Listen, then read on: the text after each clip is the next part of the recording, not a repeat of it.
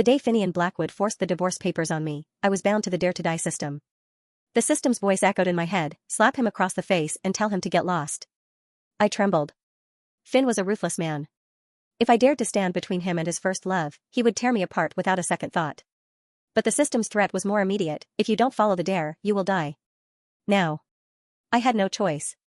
I swung my hand back and slapped him. My heart hammered in my chest. I turned and fled the house before he could react. Then the system issued its next command: vandalize the police car parked on the corner. I was certain the system was trying to get me killed. But it was only after I smashed the cruiser's side mirror that I understood. The life the system wanted me to risk wasn't my own. I stared at the police car, my mind reeling. No way. That's a crime. Take the dare, or you die, the voice in my head repeated, cold and unyielding. I hadn't believed it at first. The voice had appeared out of nowhere half an hour ago, informing me that I was the tragic heroine of a novel designed for heartbreak. According to the system, after Finn's childhood sweetheart, Sienna Vance, returned to the country, I would be kicked to the curb.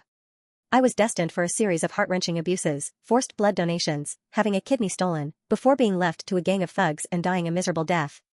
A shiver went down my spine. Sienna had returned last month. And this month, Finn had started staying out late. He'd stare right through me, lost in thought. I found a lipstick in his coat pocket that wasn't mine. He started taking his calls in another room. I knew this sham of a marriage was over.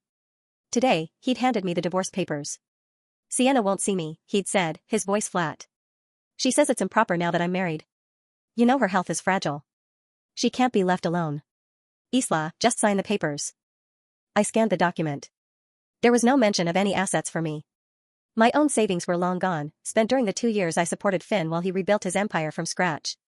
For the past few years, he'd insisted I stay home, embarrassed by my humble origins. If he threw me out now, I wouldn't have enough money for dinner. I had wanted to reason with him, but the system had commanded me to slap him instead. Everyone knew the new Finn Blackwood was a ruthless shark who'd clawed his way back from bankruptcy.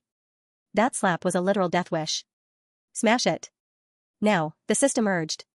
Terrified that the system's predictions would come true, I grabbed a loose brick from the pavement and brought it down hard on the cruiser's side mirror. With a sickening crunch, the mirror shattered and fell to the ground. An alarm blared. 3 officers burst out from around the corner. I immediately raised my hands, ready to surrender. They cuffed me and took me to the precinct. In the interrogation room, an officer held up my blood test results. No alcohol, no drugs. Mentally stable. So why'd you smash a police car? Do you have any idea what you've done?